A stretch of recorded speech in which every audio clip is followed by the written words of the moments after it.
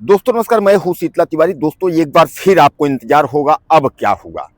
आपने देखा था कि 26 दिसंबर को अनुराग यादव के हत्यारों के घर पर बुलडोजर चल रहा था। 26 तारीख है, 26 तारीख का भी जिक्र कर लिया जाए कि आखिर क्या हुआ। दोस्तों क्या अब ये मान लिया जाए कि जिस तरीके से तहसीलदार कोर्ट में अनुराग यादव मामले को हीला हवाली किया जा रहा था और 1 साल तक हीला हवाली किया गया, क्या यह मान लिया जाए कि अब जो है डीएम कोर्ट में भी यही हाल होगा? यानी 1 साल तक जो है यही हीला हवाली होगा, या 2 साल तक हीला हवाली होगा, या फिर अनुराग यादव मसले में जो है कार्यवाही ही नहीं करना है, यानी उस मामले में जो है बुलडोजर की प्रक्रिया जो है नहीं करनी है, यानी हत्यारा का जो घर है उसको जमीन दोज नहीं करना है, उसको गिराना ही नहीं है। क्या यह प्रशासन तय करके बैठ गया है? क्योंकि आज बहुत सारे सवाल हैं और उन सवालों का जवाब जो है हम और आप मिलकर ढूंढने की कोशिश करते हैं।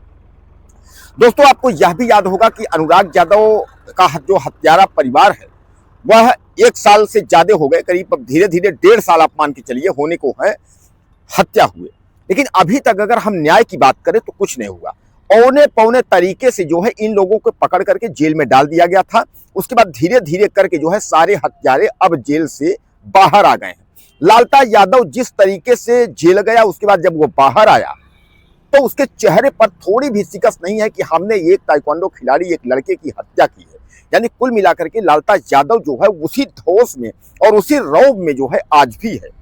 सारी जो गलतियां थी या जो कुछ भी इतना बड़ा वारदात को अंजाम देने वाले का जो मुख्य सरगना था, लालता यादव हत्यारा जो मुख्य व्यक्ति था, आज भी वह घूम रहा है। जेल गया, उसके बाद उसकी जमानत हुई, जमानत के बाद जो है वापस आ गया है। उसके बाद जो है वह इधर उधर फिर घूम रहा है और इधर उधर घूमने के बाद भी क्योंकि अब अनुराग यादव का परिवार सेफ नहीं है। आपने देखा कई बार अनुराग यादव के पिताजी ने जो है गुहार लगाई, उन्होंने कहा कि हमको इस तरीके के फोन आते हैं और वह लोग अभी भी धमकाना बंद नहीं किए हैं। तो क्या अब यह मान लिया जाए कि योगी आदित्यनाथ की सरकार जो है अब वह किसी कार्य की नहीं है? यानी योगी आदित्यनाथ की सरकार जो है अब वह न्याय नहीं दे पाएगी या इन लोगों को न्याय नहीं देगी? यानी इस तरीके का जो है बहुत सारे मामले ऐसे हैं। केवल अनुराग यादव नहीं है, अनुराग यादव जैसे जो है आपके देश प्रदेश में बहुत सारे मामले हैं। और अगर हम उत्तर प्रदेश के आसपास के जिलों की ही बात कर ले तो उत्तर प्रदेश के जो आसपास के जिले हैं वही बहुत सारे ऐसे मामले हैं जिनमें न्याय नहीं मिल पाया है। और खासकर बहुत लोगों को जो इंतजार है कि अनुराग यादव मामले में क्या हुआ, तो अनुराग यादव मामले को लेकर के वह लोग भी जानना चाह रहे हैं कि आखिर अनुराग यादव मामले में कार्यवाही होगी कि नहीं होगी और अनुराग यादव मामले में आखिर कार्यवाही क्यों नहीं हो रही है। यानी इन सबका जो है जवाब कैसे मिलेगा?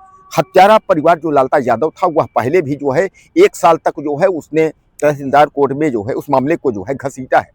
उसको यही इंतजार था कि किसी दूसरे कोर्ट में फिर मामले को फंसाए और फिर जो है 1 साल तक धीरे धीरे करके उस मामले को जो है फिर घसीटा जाए। और वह जो है कोर्ट पहले हाई कोर्ट भी गया, डीएम कोर्ट में उसने आपत्ति दाखिल किया।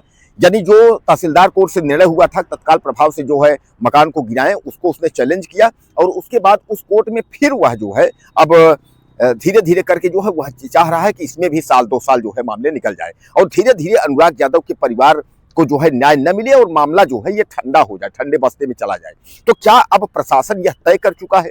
आपको मैं बता दूं कि इसके पहले जो है 17 दिसंबर लगी थी, 17 दिसंबर के बाद जो है फिर 24 दिसंबर लगी, 24 दिसंबर के बाद 26 दिसंबर लगी। अब 26 दिसंबर के बाद फिर बताया जा रहा है कि वहां जो है हड़ताल थी, डीएम साहब नहीं बैठे तो अगली तारीख फिर दे दिया है 29 दिसंबर। यानी ये 2-3 दिन का ये तारीख बढ़ाने का भैया नहीं करना है तो सीधे सीधे फाइलें ट्रांसफर कर दीजिए कि देखिए हमारे पास नहीं हो पाएगा, हम ऐसा नहीं। इतना हाईलाइटेड मामला और डीएम और सारे अधिकारियों के संज्ञान में यह मामला, उसके उपरांत जो है अनुराग यादव एक गरीब परिवार को न्याय नहीं मिल पा रहा है, वह भी हत्या जैसे मामले में। और वह भी इतनी कोई बहुत बड़ी बात नहीं है कि यानी जो है उसका बंजर जमीन में, ग्राम समाज जमीन में उसका मकान बना है, उस मकान को गिराना है और वह हत्यारा है, यह सब लोग चिल्ला रहे हैं। जमीन को भी ग्राम प्रधान और सरकारी लोगों ने यह भी बता दिया है कि वह बंजर में है, यानी फिर भी उसका मकान जो है उस बंजर जमीन से नहीं हटाया जा रहा है, बुलडोजर नहीं चल रहा है। यहाँ तो छोटी छोटी बातों में जो है तुरंत नोटिस चस्पा होती है, बुलडोजर चल जाता है। आखिर बात क्या है, क्यों जो है अनुराग यादव मसले में बुलडोजर नहीं चल रहा है?